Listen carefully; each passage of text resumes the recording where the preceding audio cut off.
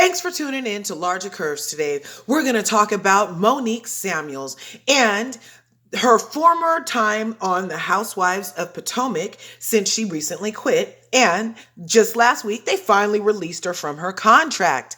Make sure you smash that like button and smash that subscribe button here on LRGA Curves. Now, what we're going to be listening to today is some of the audio of Tea with Monique, which is her show where she weekly hosts a curated panel of bloggers who love to kiss her butt and not hold her feet to the fire. And they love all things Monique, and she does no wrong. And she gets to talk about how, whatever she wants to talk about. And they say, oh, you're great, Monique. You're great, Monique. You're great, Monique.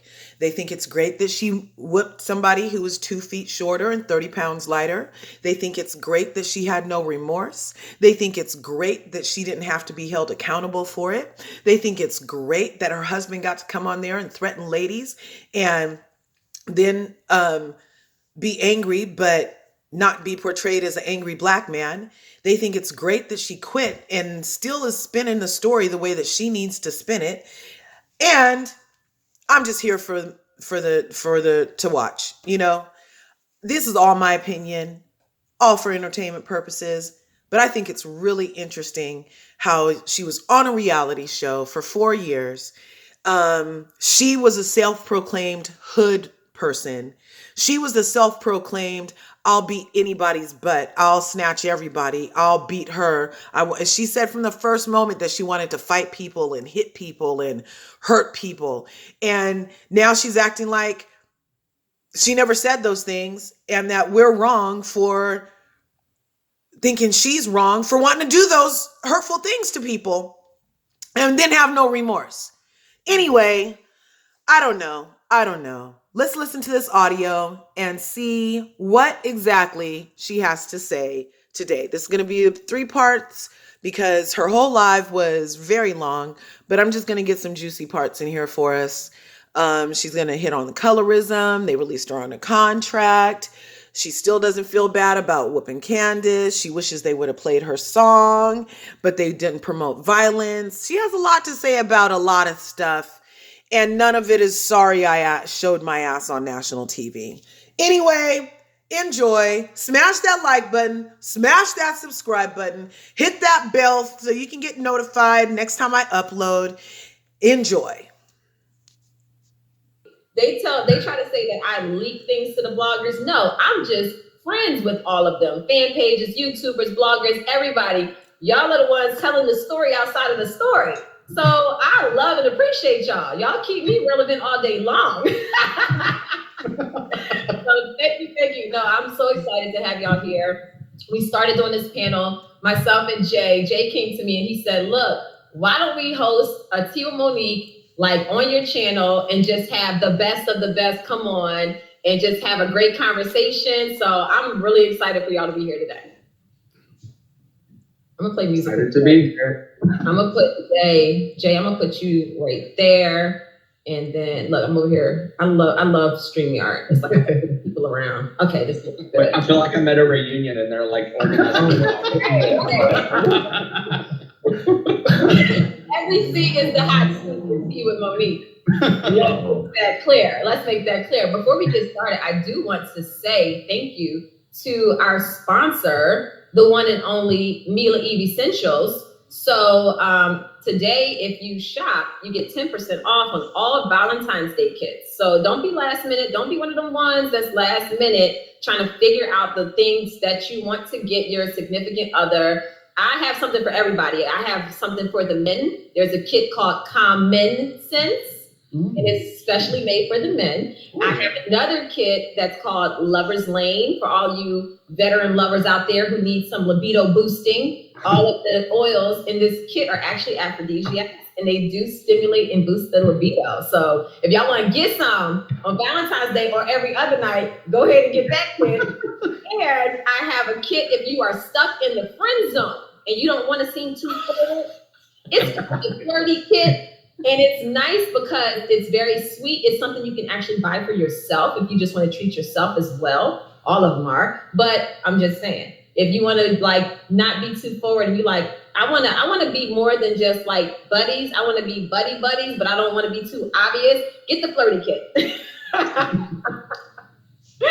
So yeah, so that is that. Let's see. All right, let's pop that off the screen and go ahead, Jay. Let's get this thing going. All righty. Hello, everybody.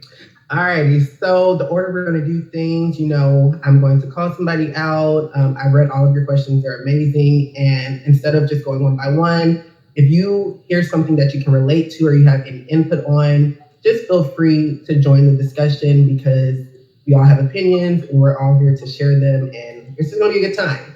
So I do want to start with Mr. Donnie because your questions were amazing. So I did want to go ahead and give you the floor to ask a question, and we're ready for you, buddy. Sure, yeah, let's get the heavy stuff out of the way first, and then the rest of my questions are light. At the reunion, colorism was a topic that was touched on, but I feel like tensions were so high and everyone was just defensive and kind of just teaming up with, their friends. So it didn't become a productive conversation. It was kind of just yelling into a void. Yeah. Now that you're removed from the show and also a few months down the lane, do you think having this conversation, you would act differently than you did at the reunion?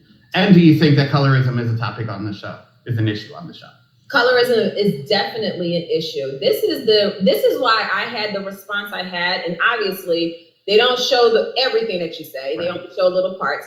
What I was trying to come across and get across was that colorism definitely exists.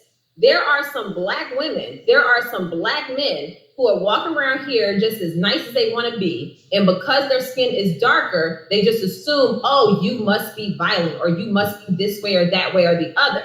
That definitely exists. But in that instance, that was not the case. Right. Wendy's actions in that moment were aggressive. It had nothing to do with her skin tone or complexion. And Ashley calling it aggressive was not her distributing any type of colorism. She was just speaking on the action, to the point where even when Andy asked Wendy to basically give another word for it that you would rather it be used, and she had nothing with all those degrees, she still couldn't come up with one word. So that was that. But colorism absolutely exists. It definitely exists amongst that cast, which I was formerly on. And I wouldn't say that it's so much the women who are creating the colorism issue. It was more like the people who want to promote what they want to promote based on whatever colors they think are most similar to theirs. Right. So there is an issue and it should be addressed, but let's address it when it's actually valid. Mm-hmm. And let's come correct, because what I feel as though that conversation did, it discredited a lot of people who actually deal with colorism or people calling them out because of their skin tone and saying that they're being aggressive. It discredited those who actually struggle with that, and it's a real issue. So it to me, it just did a disservice to the Black community when they're sitting back trying to fight these battles, and then you got somebody who just so happens to be brown skinned acting aggressively. It's like, yeah, what can you say? Yeah. I mean, what's your thoughts on that? Now that you hear the whole story.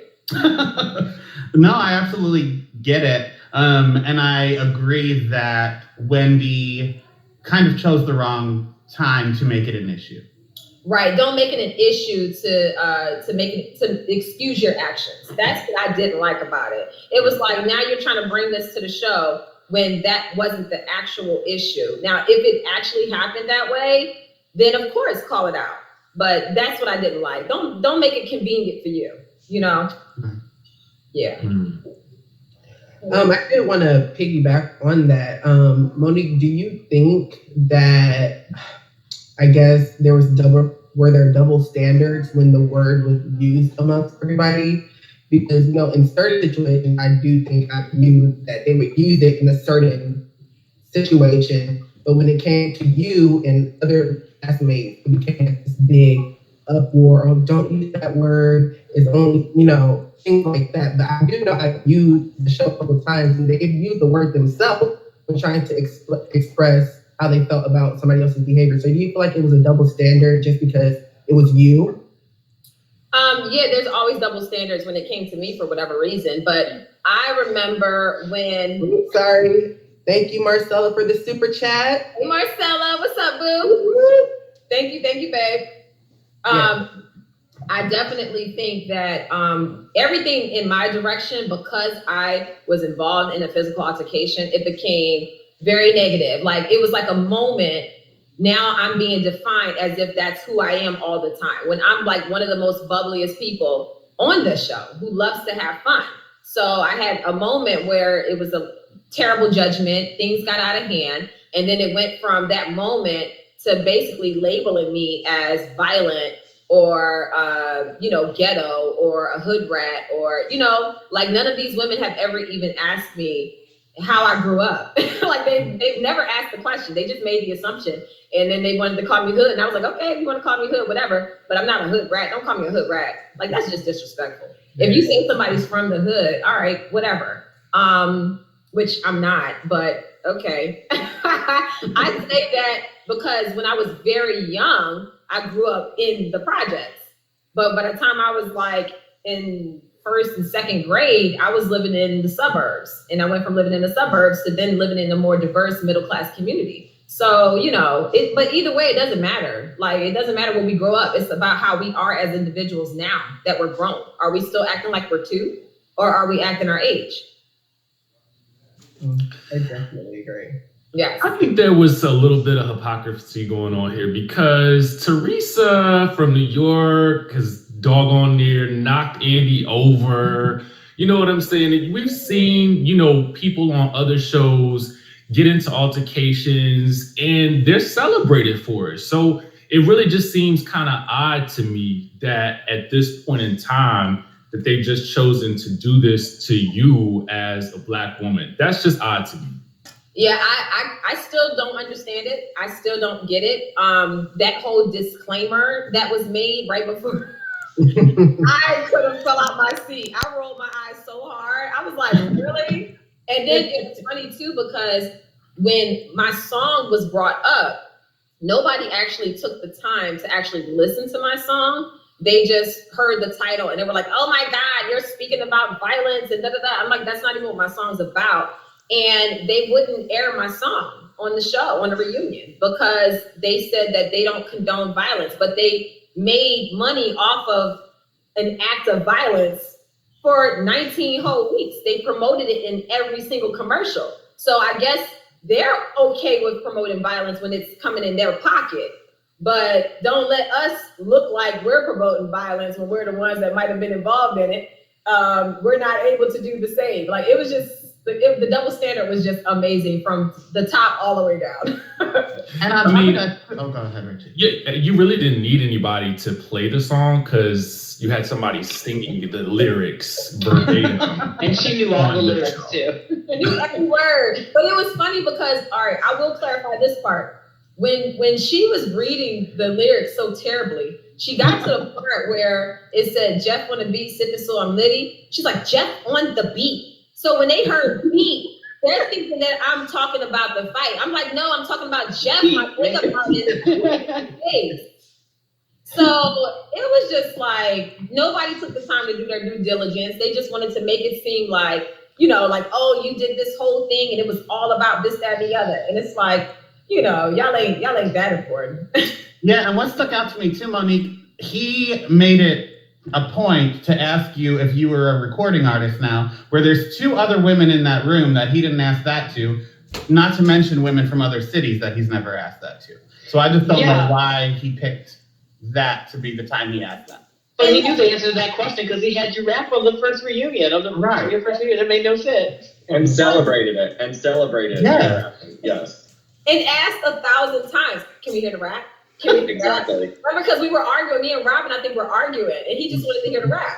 So, and the thing is, I've been rapping since I was in high school. I've actually had record deals presented to me. I've sat in the office of Universal, Capitol Records. Like, I've been at Def Jam. I've actually been, so if anybody out of any housewife is a recording artist outside of Candy, it's me.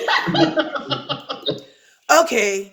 that's this first part of the video. Like I said, it's going to have a couple other parts. Smash that like button, smash that subscribe button.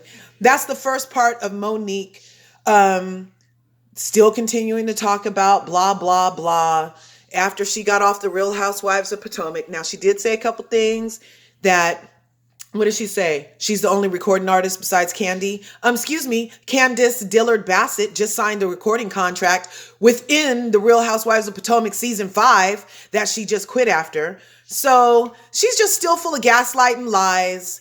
So in my opinion, make sure you smash the like button. Leave a comment below.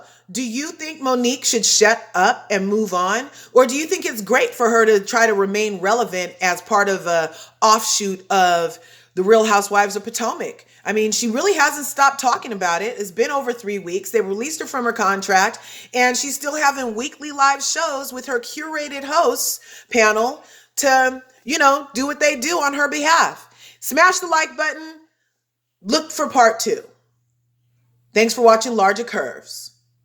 Subscribe. Peace.